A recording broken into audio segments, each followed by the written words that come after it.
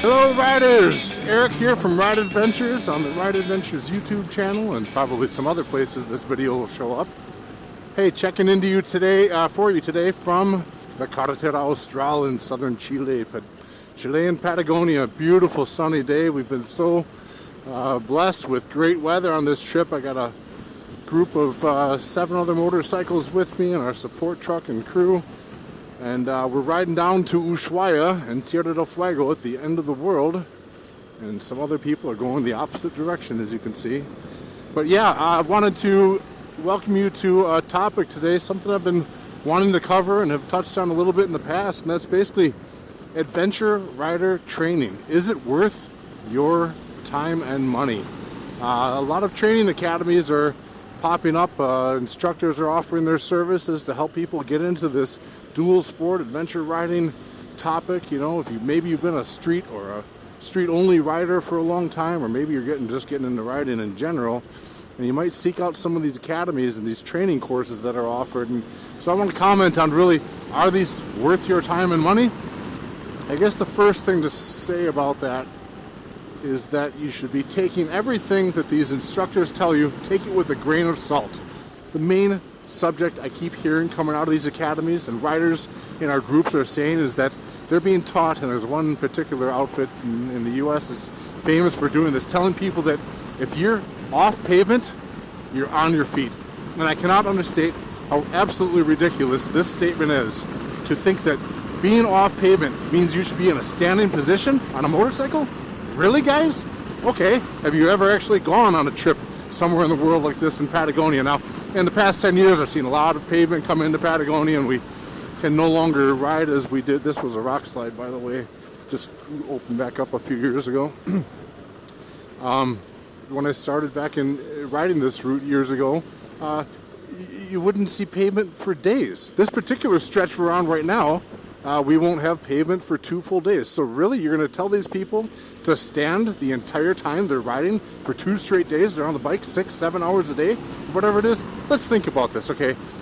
A lot of this instruction you're going to be gaining from these academies and from listening to moto vlogs like this. It's really not just about safety and technique and balance and body position and things like that and braking or whatever, but it's really about energy conservation, okay? This is a physically and mentally demanding endeavor to get out here and to be able to handle all the different things that's constantly changing setting and terrain is get into human psychology or life or whatever it is we're doing in this world, and you're going to say that there's just a lot of processing and physical exertion that goes into all this. So yeah, you're going to add on top of that some unknown need to constantly stand all the time? No. Excuse me. There are reasons to stand on a motorcycle. There are times and places to absolutely stand. But right now I'm basically on, aside from the washboard aspect of it, I'm on what is, slippery ground. It's hard packed. It is not demanding a lot of the suspension of the motorcycle. It's not like I'm going through whoops and things and upheavals and things and over huge boulders or rocks or whatever. I'm not doing those kinds of things. So tell me honestly, why on earth would I be standing? You could say, oh, you should be weighting the outside foot peg on a turn like this to keep the bike more upright. Okay, yeah. You want to keep the bike more upright for better traction and better weight distribution and whatnot. But you can also weight the outside foot peg from a sitting position. Maybe not as much as from standing, but pressing down with your foot, I can apply 100 pounds real easy to my outside foot to help. Look, just with my feet, I'm still in a basically seated position, putting my weight from both sides. And look at how much that bike, that it's shifting like that. So you can do it from a seated position.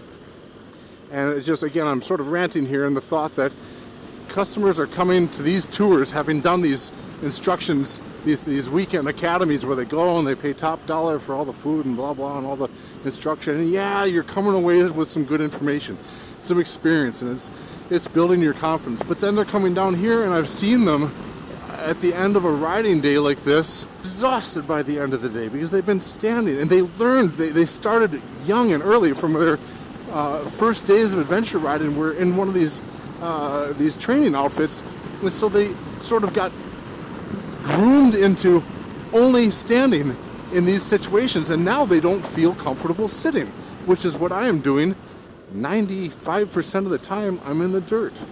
You wear yourself out, and I hate to say it, folks, but it's just like anything. When you're tired, that's when you can make mistakes and bad things can happen. Now, I'm not going to deny I've had crashes. You see my shoulder scars and surgery and stuff like that. We've all made mistakes. I might go around this corner right now, make a mistake, and get absolutely whacked by an oncoming car. But I won't be tired when I do it because I haven't spent the last 2.5 hours that we've been on the dirt standing the whole time. I'm fresh and I'm ready to take it. All right, I'm joking. I'm not going to get whacked today. I'm not planning on it. But here's the thing. We call it doing the Dakar when people come on these tours and they, my buddy John and Gabriella, we used to joke about this. These riders show up and they think that they're going to do the Dakar.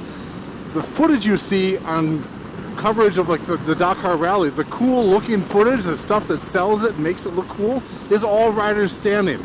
And so I go to these motorcycle rallies and I see everyone rolling in and they're immediately in a standing position like this. They're standing up because it's a cool feeling to stand on the bike and suddenly make yourself 7 or 8 feet tall and be in that athletic, ready to go position. But you're also sacrificing some opportunity, you're putting yourself in the corner, so to speak, with what about the need to stop quickly? It actually happened yesterday. We were back a few hundred kilometers north, and I was looking over here at one of our riders, and I didn't have the camera running at the time, and all of a sudden, sheep runs out, a little flock of sheep that were in the shadows in the trees. Well, the sheep ran out in front of me, and I had to hit the brakes pretty quickly, but what did I have to do before I hit the brakes? I had to sit down. You can't slam on the brakes, folks, when you're in a standing position. Another thing that's going to happen is this gigantic tour bus is taking up some of the road. ¿Cómo está ahí? They're pretty good. They move over.